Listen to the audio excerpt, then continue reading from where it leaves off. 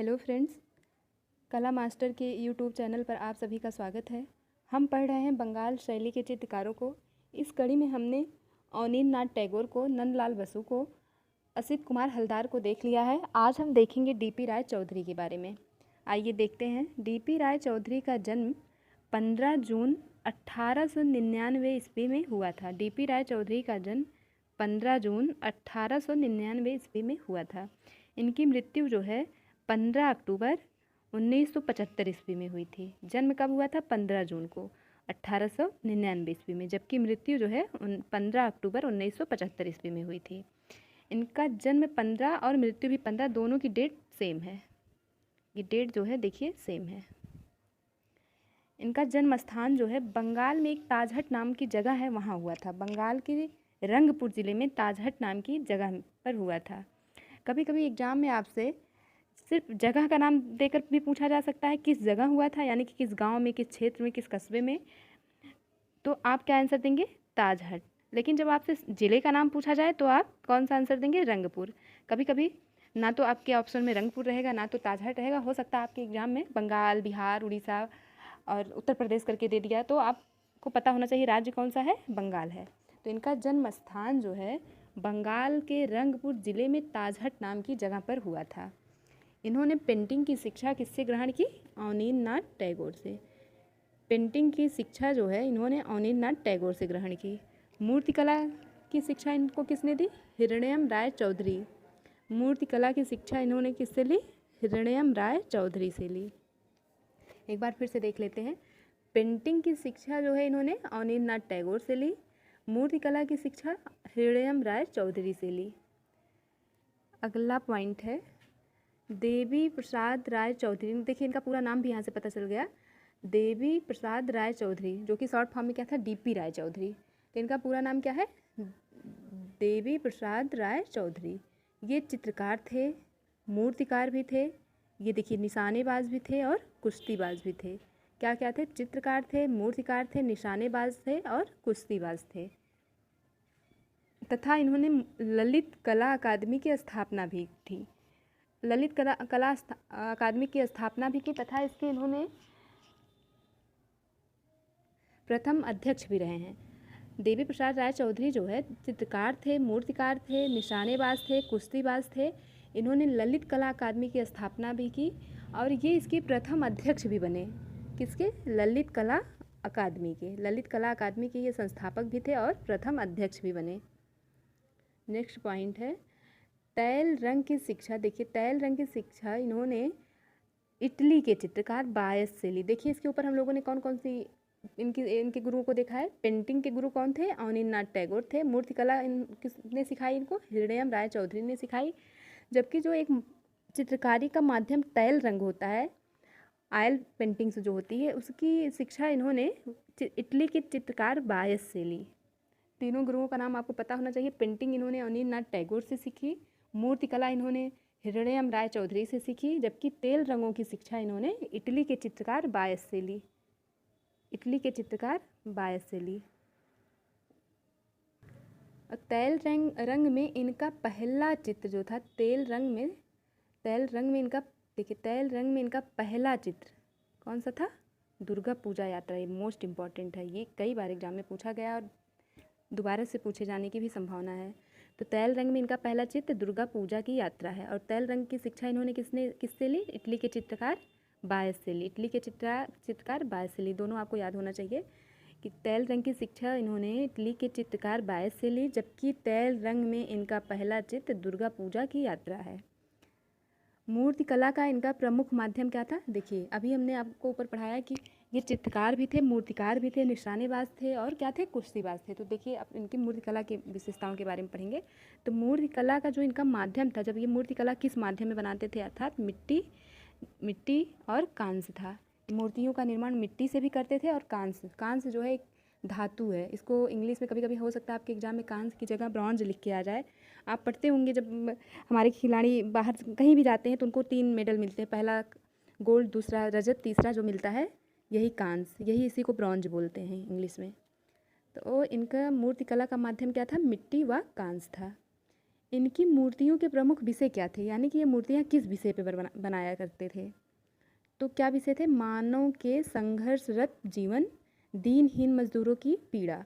इनकी मूर्तियों के प्रमुख विषय जो थे, मानव के संघर्षरत जीवन, दीनहीन मजदूरों की पीड़ा, यानी कि ये बहुत दयालु थे देखा जाए तो। इनका प्रसिद्ध मूर्ति शिल्प कौन कौन सा है, यानी कि कौन किस किस मूर्तियों के निर्माण कर चुके हैं। देखिए, सबसे पहली जो इनकी सबसे फेमस मूर्ति है, श्रम की जीत। कौन सी मूर्ति है, श्रम की जीत, जिसका निर्माण इन्होंने कब किया, 1954 ईस्वी में। और ये कहाँ संग्रहित है, national gallery of modern art, new Delhi. इनका प्रसिद्ध मूर्ति शिल्प श्रम की जीत है, जिसका निर्माण इन्होंने 1954 ईस्वी में किया, जो national gallery of modern art new Delhi में संग्रहित है। संग्रहित का मतलब सुरक्षित है, वहाँ रखी गई है ये मूर्ति, श्रम की जीत। इनकी मूर्ति कला पर किसका किसका प्रभाव है, इनकी मूर्ति कला पर रोंदा, अगस्ता, इनका पूरा नाम अगस्ता रोंदा है, व बारदोले, ये सब विदेशी मूर्तिकार हैं। इनके चित्रों पर अगस्ता रोंदा का प्रभाव है, बारदोले का प्रभाव है, जबकि दृश्य चित्र जो है उस पर रेब्रा व टीसिया का प्रभाव है। दृश्य चित्रों पर रेब्रा व टीसिया, ध्यान रखिए दोनों में कन्फ्यूजन हो सकती है। मूर्ति शिल्प पर रोंदा और बारदोले, और जबकि दृश्य चित्रों में रेब्रा व टीसिया। आप देखा जाए तो मूर्ति शिल्प वाले में दोनों में दादा है, इससे आप थोड़ा सा दिमाग में बैठा सकते हैं। कभी कभी क्या होता है, एग्जाम में कन्फ्यूजन हो जाता है कि ये वाला दृश्य चित्र वाला मूर्ति शिल्प का आपको दृश्य चित्र वाला प्रभाव याद आता है, और दृश्य चित्र वाला में आपको मूर्ति शिल्प वाला प्रभाव याद आता है। ऐसा होता है, तो आप अपने दिमाग में कोई ट्रिक बैठा सकते हैं। जैसे मूर्ति शिल्प में रोंदा और बारदोले दोनों में दादा है, और रा भी है। देखिए यहाँ पे रोंदा राधा, यहाँ पे बारदोले रदोले। तो इससे आप दिमाग में बैठाने के लिए कुछ भी अपने हिसाब से अपने दिमाग में सोच सकते हैं। जबकि दृश्य चित्र में रेब्रा व टीसिया का प्रभाव पड़ा है। मूर्ति शिल्प में रोंदा व बारदोले का प्रभाव पड़ा है, जबकि दृश्य चित्र में रेब्रा व टीसिया का प्रभाव पड़ा है। आगे देखते हैं, इन्होंने अध्यापन कार्य कहाँ किया। तो अध्यापन इनका जो है 1929 ईस्वी में मद्रास कला स्कूल में ये प्रधानाचार्य के पद पर नियुक्त हुए थे। 1929 ईस्वी में मद्रास कला स्कूल में ये प्रधानाचार्य के पद पर नियुक्त किए गए थे। और इनको सम्मान क्या क्या मिला, आगे देखते हैं। इनको सम्मान क्या मिला, 1955 में जापान के टोक्यो शहर, जापान जो है टोक्यो जापान की राजधानी भी है, तो 1955 में जापान के टोक्यो शहर में आयोजित यूनेस्को कला सेमिनार का अध्यक्ष नियुक्त किया गया इन्होंने। 1955 में जापान का एक शहर है टोक्यो, वहाँ जो यूनेस्को का कला सेमिनार आयोजित किया गया, उसके अध्यक्ष बनाए गए। देखिए कितनी बड़ी बात है ये। अगला पॉइंट है, भारत सरकार द्वारा सन 1958 में पद्म भूषण से सम्मानित किया गया। देखिए पद्म पुरस्कार जो होते हैं वो 3 टाइप के होते हैं, पद्म विभूषण, दूसरा पद्म भूषण, तीसरा पद्मश्री। तो सबसे बड़ा कौन सा होता है, पद्म विभूषण सबसे बड़ा होता है, उसके बाद ये बड़ा होता है पद्म भूषण। तो इनको दूसरा वाला मिला, कब मिला, 1958 ईस्वी में। 1958 ईस्वी में, ये इंपॉर्टेंट है, ये पूछा जा सकता है एग्जाम में। 1958 ईस्वी में इनको भारत सरकार द्वारा पद्म भूषण का पुरस्कार दिया गया। अगला पॉइंट देखते हैं, दूसरा सम्मान इनको जो है रविंद्र भारती विश्वविद्यालय द्वारा डिलीट की उपाधि दी गई। कौन सी उपाधि दी गई, डिलीट की उपाधि दी गई। रविंद्र भारती विश्वविद्यालय द्वारा इनको डिलीट की उपाधि दी गई। इन्होंने नारी विषयों से संबंधित अनेक कृतियों का निर्माण, यहाँ देखिए विषयों लिख गया, अनेक कृतियों का निर्माण किया। कृतियों का मतलब अनेक चित्रों का निर्माण किया। इन्होंने नारी का भी विशेष ख्याल रखा। देखिए नारी पर भी इन्होंने बहुत चित्रों का निर्माण किया है। पहला चित्र कौन सा है, लेप्चा कुमारी। लेप्चा एक जनजाति भी है, सिक्किम की है, हो सकता है ये वही लेप्चा की बात कर रहे हों। लेप्चा कुमारी, लेप्चा सिक्किम की जनजाति है। दूसरा है नेपाली लड़की, तीसरा है भूतिया औरत। इनके प्रसिद्ध मूर्ति शिल्प जो है, आइए देखते हैं। अभी तक हमने देखा कि नारी से संबंधित विषयों पर इन्होंने कौन कौन से चित्र बनाए। अब हम देख रहे हैं मूर्ति शिल्प। मूर्ति शिल्प में इनका पहला मूर्ति शिल्प है शहीद स्मृति। ये कई बार एग्जाम में पूछा गया। शहीद स्मृति जो मूर्ति इन्होंने बनाई, कांस में बनाई है। अभी हमने आपको कांस के बारे में बताया। ये कहाँ संग्रहित है, पटना में। पटना संग्रहालय जो है वहाँ संग्रहित करके रखी गई है। इसका निर्माण इन्होंने 1956 ईस्वी में किया था। इनका पहला मूर्ति शिल्प, पहला नहीं, यहाँ मैंने नंबरिंग करके लिखा है, तो इनका प्रसिद्ध मूर्ति शिल्प है शहीद स्मृति, जिसका निर्माण इन्होंने कांस्य में किया। कांस्य धातु है और ये पटना में संरक्षित है। इसका निर्माण इन्होंने 1956 ईस्वी में किया। दूसरा है इनका मूर्ति शिल्प सड़क बनाने वाले, सड़क बनाने वाले। तीसरा है जब शीत ऋतु आती है, जब शीत ऋतु आती है। ये सब बहुत यूनिक नाम है, आपको याद हो जाएंगे, लेकिन कुछ कॉमन नाम होते हैं, जैसे कि स्वतंत्रता स्मारक, यहाँ पे शहीद स्मृति है। ये सब में कन्फ्यूजन होता है, इसको आपको बार बार देखना पड़ेगा, बार बार रिवाइज करना पड़ेगा। तो यहाँ पर जो भी चित्र हैं सिर्फ इंपॉर्टेंट वाले मैंने लिखवाए हैं, आप इन सबको नोट डाउन करके बार बार रटिए, तभी एग्जाम में आपकी हेल्प हो पाएगी।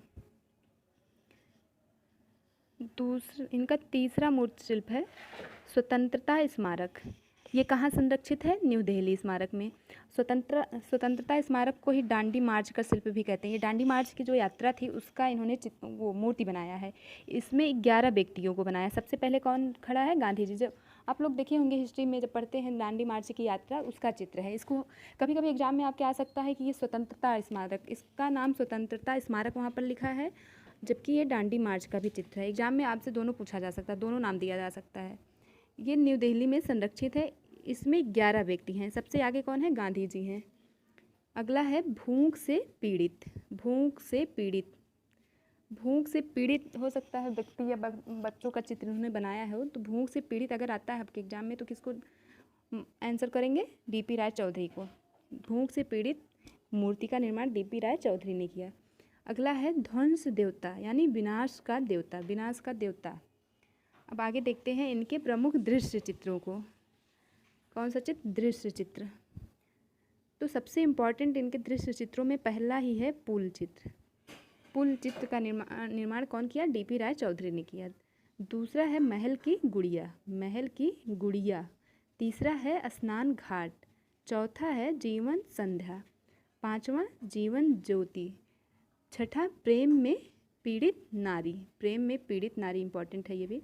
इसके पहले आपने पढ़ा था असित कुमार हलदार के बारे में, उनमें इसी से रिलेटेड एक था प्यार में धोखा, जो कि कई बार एग्जाम में पूछा गया है वो भी। तो आप ऐसे रिलेट करके चीज़ों को पढ़ सकते हैं। असित कुमार हलदार इसी से रिलेटेड पॉइंट था, प्यार में धोखा, और इन्होंने किस पर चित्र बनाया है? प्रेम में पीड़ित स्त्री पर। अगला है कमल सरोवर। नेक्स्ट है तूफान के बाद आरती, तूफान के बाद आरती। अब हम देखते हैं इनके प्रमुख सभी चित्र को। सभी चित्र का मतलब क्या होता है? चेहरा। जो हम लोग राष्ट्रीय पर्व पर फोटो लगाते हैं गांधी जी की, विवेकानंद जी की, तो उसी को सभी चित्र, जो आधा पार्ट रहता है यहाँ, यानी कि सीने से ऊपर का पार्ट जो रहता है उसी उतने को सभी चित्र बोलते हैं। तो सभी चित्रों में इन्होंने किसका किसका चित्र बनाया है? एनी बेसेंट जी का चित्र बनाया है। पर्सी ब्राउन, ये बहुत इंपॉर्टेंट है, पर्सी ब्राउन का चित्र। मोतीलाल नेहरू का चित्र बनाया है। जगदीश चंद्र बोस का चित्र बनाया है, जगदीश चंद्र बोस का। ओसी गांगुली, ओसी गांगुली के बारे में मैंने आपको पढ़ाया है आगे। ये कौन थे ओसी गांगुली? आपको याद होगा, ये रूपम पत्रिका के संपादक थे। रूपम पत्रिका कहाँ से प्रकाशित की जाती थी? Oriental college of art, Shanti Niketan से। तो जो वो रूपम पत्रिका थी उसके संपादक थे ये ओसी गांगुली। इनका भी चित्र डीपी राय चौधरी ने बनाया है। अगला है महात्मा गांधी। इसमें से सबसे ज़्यादा इंपॉर्टेंट पर्सी ब्राउन और महात्मा गांधी जी हैं। एनी बेसेंट भी इंपॉर्टेंट हो जाती हैं क्योंकि ये एक महिला थी।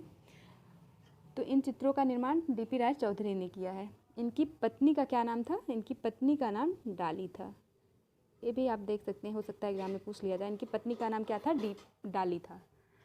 आज के लिए इतना काफ़ी है, मिलते हैं अगले सेशन में। Thank you so much.